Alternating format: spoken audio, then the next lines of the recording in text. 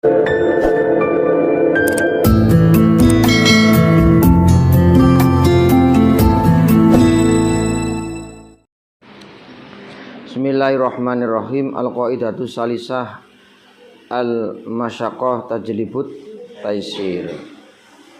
Ya, kaidah yang ketiga yaitu tentang masyaqqah, kepayahan, kesulitan itu akan bisa menarik adanya suatu kemudahan.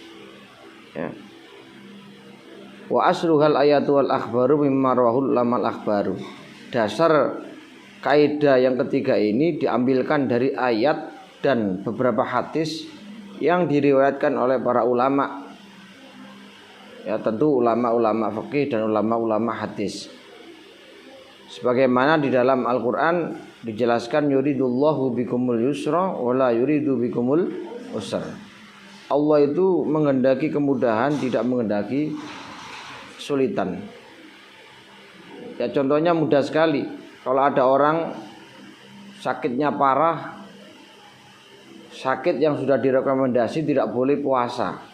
Karena nanti kalau dipakai puasa maka semakin tambah parah. Nah, kok dia ngotot, berarti malah ini menerjang kemaslahatan sehingga nanti akan menjadikan madarat. Nah, ini yang tidak dikehendaki oleh Allah. Kalau kowe iki gak iso poso, ora usah poso.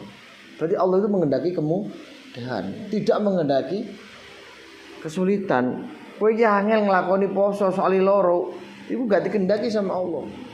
Ya ora usah poso, ngoten lho. Nggih, itu contoh kecil.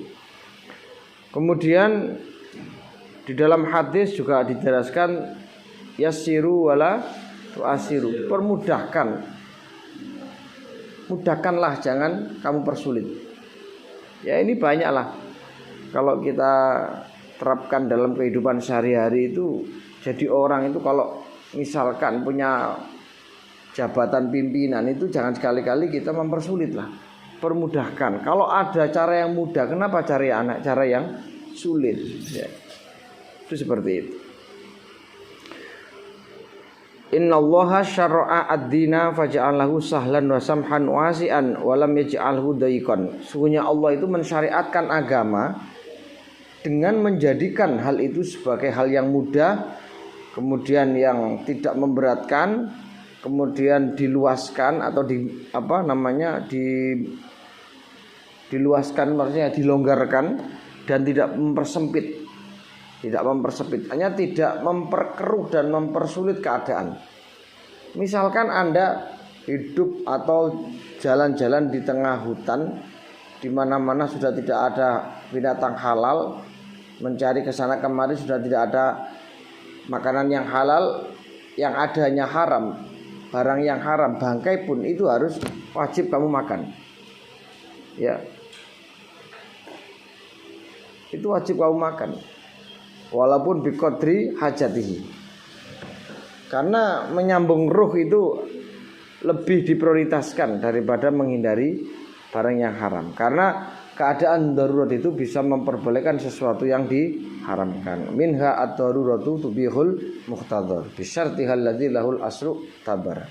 Sampai dikatakan dalam kaidah selanjutnya wa ma ubiha lid-darurati qudir, ya biqadriha faqadir ka'aqil mutarir. Biqadriha ka'aqil mutarir. Biqadriha hatman ka'aqil mutarir. Ya. Wa ma ubiha lid-darurati qudir. Loh. Sesuatu yang tidak diperbolehkan karena darurat itu wajib untuk dikonsumsi. Ya.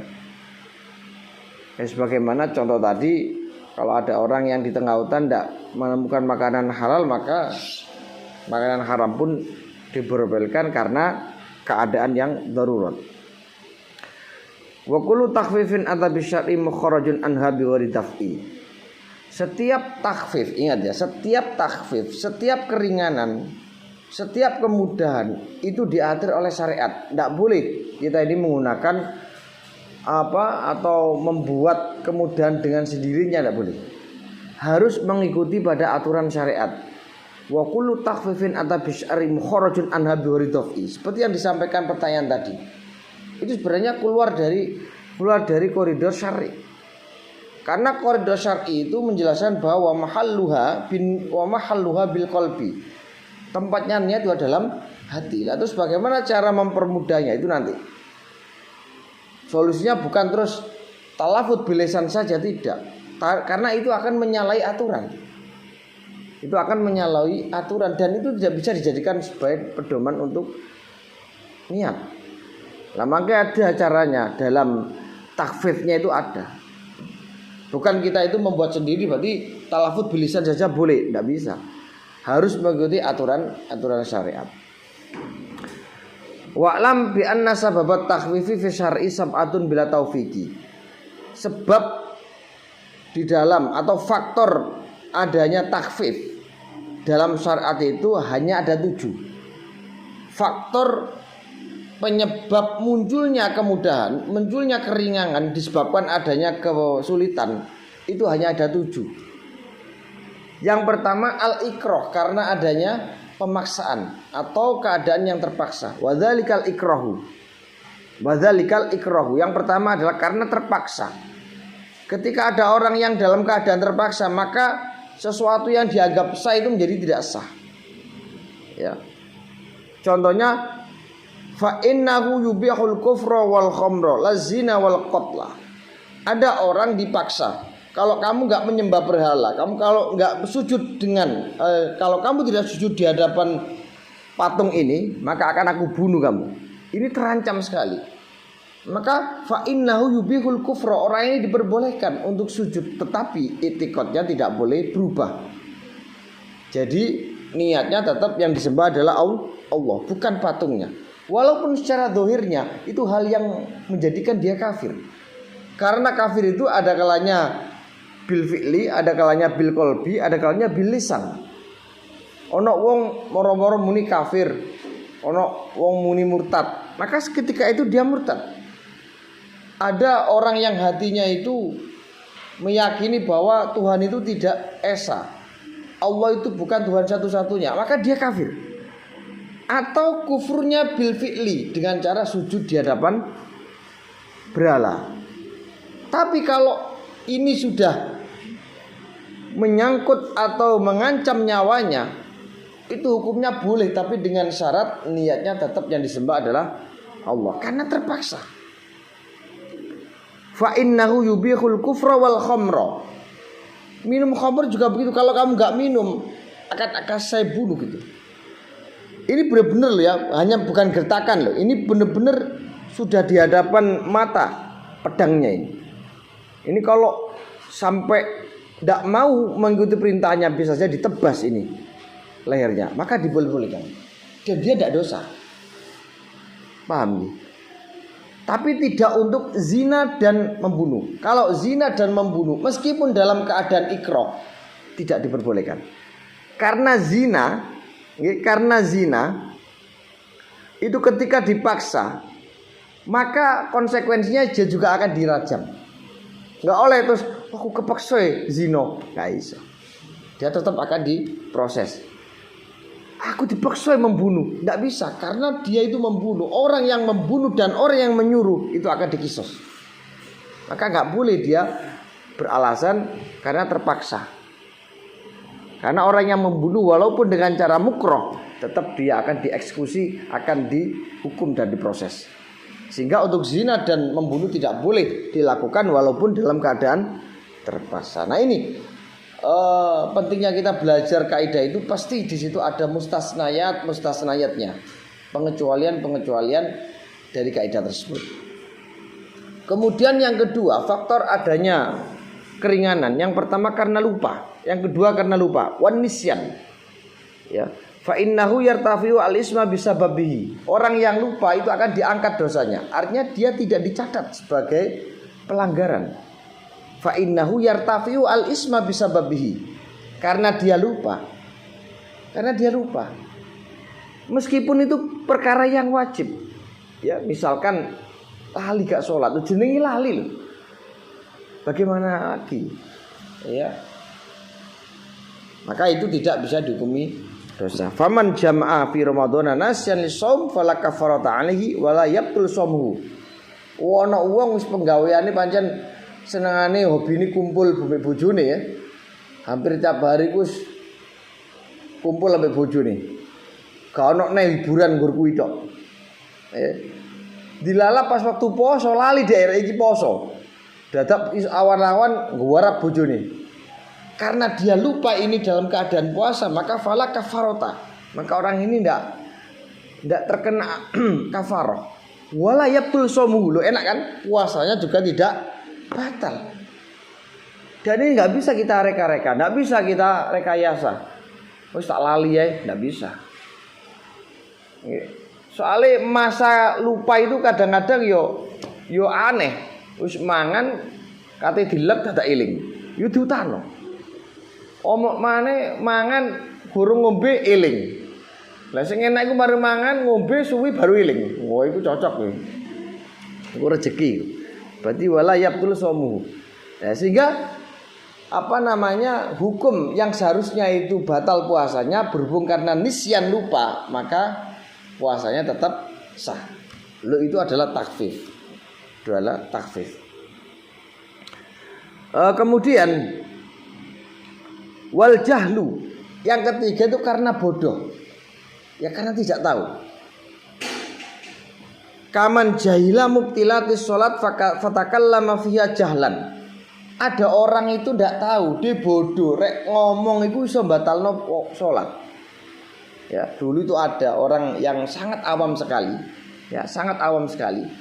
Itu ada imam salah. Ya, ada imam salah enggak Fatihah. Karena dia nggak tahu cara cara mengingatkan imam itu, ya, atau enggak itu karena itu masih ada ulama yang memperbolehkan. Ada masyarakat yang nggak tahu sama sekali cara mengingatkan, atau memang sudah tidak bisa lagi mengingatkan imam kecuali dengan bahasa Jawa. Itu dalam kitab Mizan Kubro itu ada yang memperbolehkan. Pamane ya. Wono wong iki asli cerita. Enek wong niku krana saking pedene. Nggih, saking pedene hafal surat panjang namanya Hal Ataka Hadisu Ghasyiyah. Wujuhu yauma idzin khasyiyah dan seterusnya. Saking pedene, saking semangate iku bar takbiratul ihram enggak maca Fatihah, langsung Hal Ataka Hadisul Ghasyiyah. Makmumi kan taunya kan hanya subhanallah cara mengingatkan imam. Subhanallah. Oh, dia tahu salah ini. Artinya dia itu tahu kalau ini diingatkan imam itu. Akhirnya diganti. Qul a'udzu bil falaq. Makmunya masih subhanallah. Ganti mana sukul wallah. Cek diomongno subhanallah. Dilala ono makmum sing nyeletuk. Imamnya gak maca Fatihah. Ini kan kasus yang harus kita gali. Ternyata ada ulama yang begitu. Karena kalau nggak seperti itu nggak akan bisa selesai sholatnya. Bulet tekon maca surat. Sehingga ono imam nyeletuk dereng maos Fatihah. Lah, ini tapi nggak boleh difatwakan ya. Nggak boleh. Ini jumhur ulama itu. Tapi nggak tahu kalau itu dalam keadaan mendesak ya bisa saja diperbolehkan menggunakan kaul seperti itu. Tapi yang dimaksud ini adalah karena kebodohannya. Dulu ada di belakang dusun saya itu ada orang yang sangat awam sekali.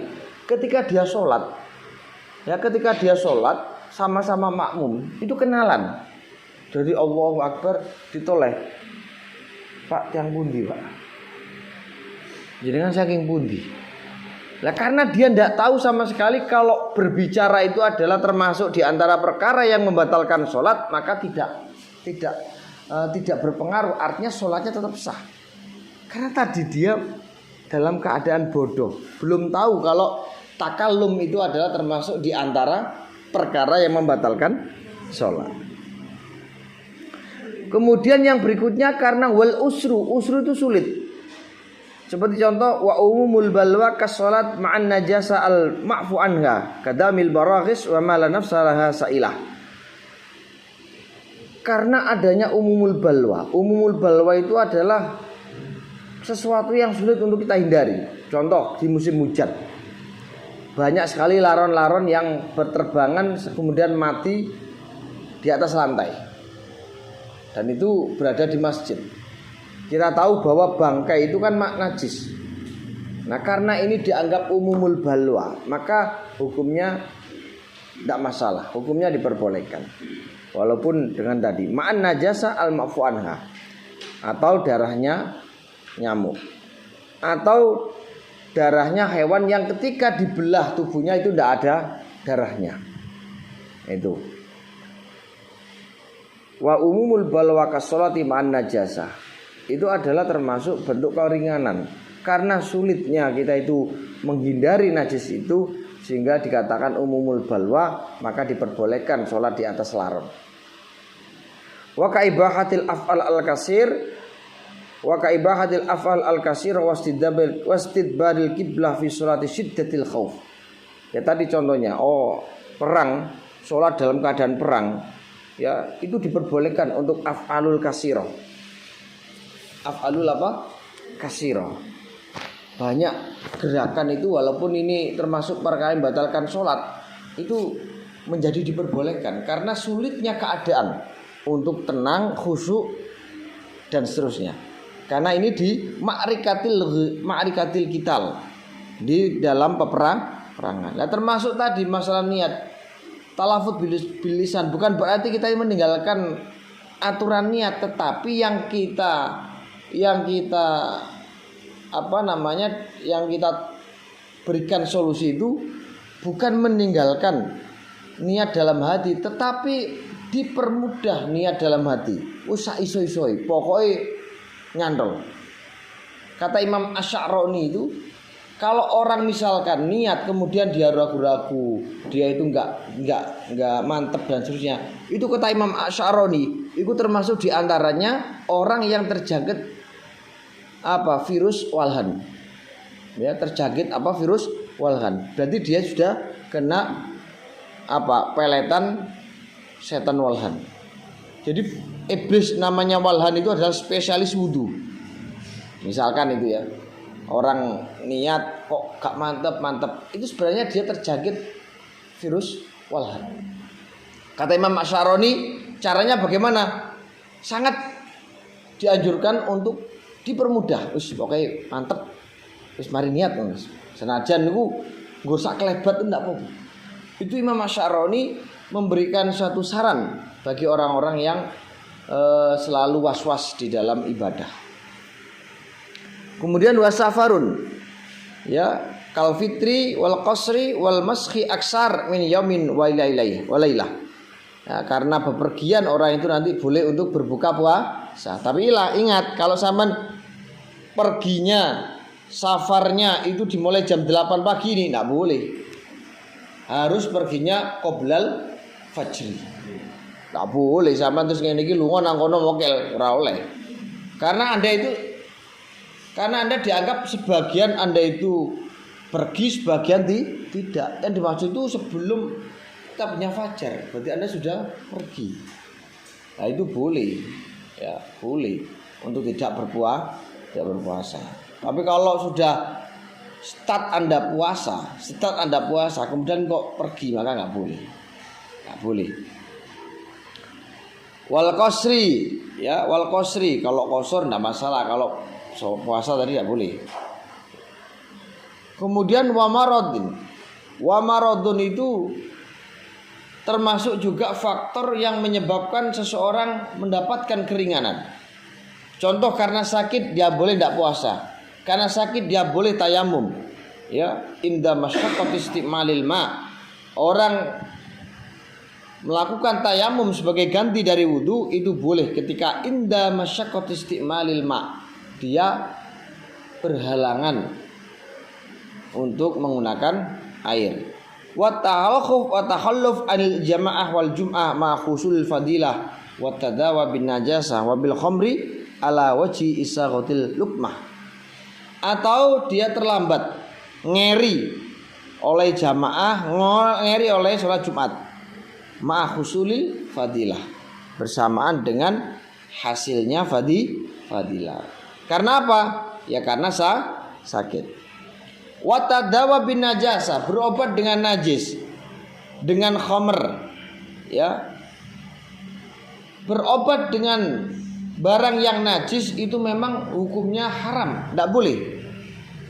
Tetapi ketika tidak ditemukan ma yakumu makomahu, sesuatu yang bisa menyamai barang yang suci yang bisa untuk digunakan berobat, maka tidak boleh kita beralih seperti itu. Ya, kalau sudah berobat sekian lama, sekian banyak harta yang kita keluarkan kok tidak sembuh-sembuh, maka boleh kita tadawa bin najasah. Gurung nang dokter, gurung tombo dadak kloro gatel langsung mantekek, tidak boleh. Ya, langsung nuju tadawa bin najasah tidak boleh. Harus dicarikan mayakumu makomahu, sesuatu yang menjadi pembanding dulu yang suci. Kalau sudah tidak ada maka boleh. Mentok sudah tidak ada, mentok sudah kehabisan uang atau memang nggak punya uang sama sekali untuk berobat, maka boleh tadawa bin najasah. Kalau dulu ada anak yang nggak sembuh-sembuh sakitnya, sulit sekali. Itu sama orang-orang dulu itu minumannya dikasih tetesan darah head. Nah, ono sing raup oyo barang, ono sing lap sempake perawan, ono macam-macam. Ya, lu saya itu pernah loh, Pak. Saya itu pernah dulu. Ya, masih sekolah saya. Ngerti sampean penyakit DAP? Herpes. Tahu gak? Itu saya masih menangi pengobatan yang unik sekali. Saya itu disuruh bawa gula abang karo klopo. Kongkon nyemburno wong biyen bekas nakal. Jadi si nyemburno iku wong wedok sing biyen bekas wong nakal. Kula pun disemburno, rai kula disembur. Pokoke awak kula sing nek dap niku disembur. Ya alhamdulillah waras. Tapi wong ngono kok ya gak izin ya. Karena itu akan kelihatan sekali kalau ada orang bawa kelapa sama gula merah kok nyebulno, berarti biyen iku dhek bekase wong nakal. Nah, sampean paling wis gak patek menangi ngono iki. Sayang. Dap. Semburno. Ya alhamdulillah waras. Empu ilah-ilahane. Ya. Kemudian minum khamr itu boleh ala wajhin wa isa ghadil luqmah. Maksudnya ngeten, meneguk khamr itu boleh, ya toh, ketika benar-benar sudah tidak ada minuman dan pada saat itu Anda sangat membutuhkan dorongan air supaya makanan ini bisa masuk ke dalam kerongkongan. Kalau tidak maka akan bisa mati, mendelik, keseretan. Ono enggur khamr tok. Cara njokok rada ado dan ini enggak bisa tertolong nanti. Maka ketika ada khamr di dekatnya itu boleh, hanya sekedar untuk menggelontorkan makanan ke kerongkongan. Ora oleh kok montekno kabeh glug-glug iku ya gak oleh. Hanya sekedar untuk apa? Isa ghatil luqmah, menggelontorkan makanan. Idza ghassa bil ittifaq, krono kesereten. Yang berikutnya wanaksun, karena adanya sifat kurang. Ka'adami taklifis sobi, seperti tidak adanya taklif atau kewajiban bagi seorang anak untuk melakukan sholat karena masih kurang, belum balik. Ya, anak kan masih punya sifat kurang kan? Ya, majnun juga punya sifat kurang. Wa adamu taklifin nisa mimma yajibu 'ala rijal kal jamaah wal jum'ah wal jihad. Ya, tidak ada tuntutan bagi perempuan ya sebagaimana yang diwajibkan oleh orang laki-laki. Kenapa? Karena adanya sifat kurang. Dalam masalah jamaah, perempuan enggak dituntut. Karena khawatir nanti kalau dia keluar jamaah maka akan menjadi fitnah. Sholat Jumat juga begitu. Ya. Kemudian jihad. Karena tenaganya laki-laki dengan perempuan juga tidak sama, sehingga jihad tidak ada tuntutan. Nah, ini sebenarnya masih banyak. Diteruskan apapun larang. Pun enten dah dosen ini. Takhfif tadi, takhfif atau kemudahan dan keringanan itu ada beberapa bentuk ya, ada beberapa bentuk.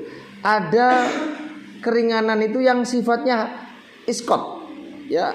Ada 6 macam takhfif. Ada takhfif itu yang sifatnya iskot. Iskot itu menggugurkan. Ya, iskot itu apa? Menggugurkan. Contohnya apa iskot itu? Ka iskotil jum'ah wal haji wal umroh wal jihad bil a'dzar. Seperti ibadah haji. Ketika orang ini tidak ada kelonggaran, misalkan dia tidak aman karena ada perang dan seterusnya, maka dia gugur. Atau dia nggak punya uang, maka hajinya gugur. Tapi suatu ketika nanti muncul suatu kesempurnaan untuk melaksanakan ibadah, maka wajib lagi. Kemudian iskotil Jumat, orang yang kena udzur itu gugur sholat Jumatnya, gugur. Contoh begini, ada orang yang di dalam hari Jumat itu menunggu orang yang sakaratul maut, dan waktu itu pas dia wajib sholat Jumat, maka orang ini nanti boleh tidak melakukan sholat Jumat demi nunggu orang yang mengalami sakaratul maut. Itu paham ya? Nah, itu namanya iskotil Jum'ah, namanya takhfif bis iskot, jadi keringanan yang sifatnya adalah menggugurkan. Ada kalanya takhfif itu yang sifatnya tangkis. Tangkis itu mengurangi, tidak sampai menghilangkan, tapi mengurangi. Ya, contohnya apa? Ya, contohnya seperti kal qasri. Qasr itu kan 4. Karena dia di perjalanan, maka boleh untuk mengqasar, berarti mengurangi sholatnya. Mengurangi apa? Sholatnya. Kemudian ada namanya takhfif bil ibdal. Takhfif itu yang sifatnya adalah mengganti. Contohnya wudu diganti dengan tayamum, ya. Mandi juga dengan tayamum. Kemudian sholat dengan berdiri diganti dengan duduk. Itu berarti takhfif bil ibdal. Atau takhfif yang sifatnya takdim, mendahulukan, didahulukan. Contohnya jamak takdim, yang harusnya waktunya asar didahulukan menjadi waktunya sholat duhur. Asar dilakukan di sholat duhur. Itu namanya takhfif bil takdim. Ada takhfif yang namanya takhir, yaitu diakhirkan. Contohnya jamak takhir. Kemudian ada lagi takhfif yang sifatnya tarkhis. Tarkhis itu dimurahkan, diringankan, ya. Contohnya kasolatil mustasmir ma'a baqiyatin najwi wa syurbil khamri lil ghussah wa aklin najasa lit tadawa. Seperti orang makan najis karena pengobatan. Itu kan kemurahan kan? Atau orang yang minum khamr krono keseretan. Itu juga termasuk takhfif tarkhis. Ya. Ya itu. Nah, kemudian yang terakhir, dalam mengambil keringanan itu, dalam mengambil kemudahan itu, ada kalanya sifatnya wajib, ada kalanya sunnah, ada kalanya makruh, ada kalanya apa? Ya tadi makruh, bihasabi sunnah, mubah, wajib, khilaful aula dan makruh. Nah, ini harus tahu. Ada kalanya kemudahan dan keringanan itu wajib untuk diambil, wajib untuk digunakan. Contohnya ka'aklil lil mutarir, seperti makan bangkai dalam keadaan terpaksa. Liman ghalaba ala dhannihi al halak wa isaghatil ghussah. Makan bangkai bagi orang yang menurut dia sebentar lagi dia akan mati, maka dia wajib makan bangkai. Ada kalanya keringanan itu sunnah diambil. Contohnya mengqasar sholat. Itu boleh, itu sunnah, tidak wajib. Kemudian ada kalanya yang sifatnya adalah apa? Makruh. Ya, makruh atau khilaful aula atau mubah. Ya, contohnya suluh wal ijarah.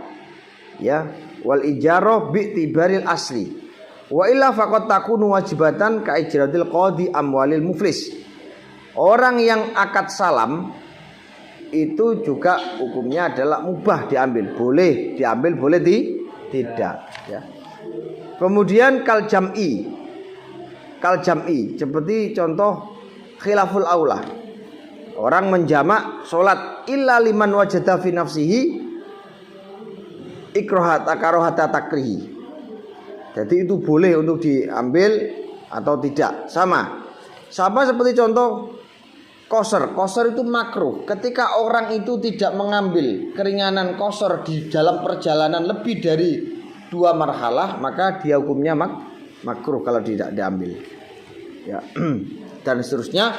Mudah-mudahan ini semuanya bisa diambil kemanfaatannya, bisa diterapkan dalam kehidupan sehari-hari. Wallahu a'lam bishawab. Al-Fatihah.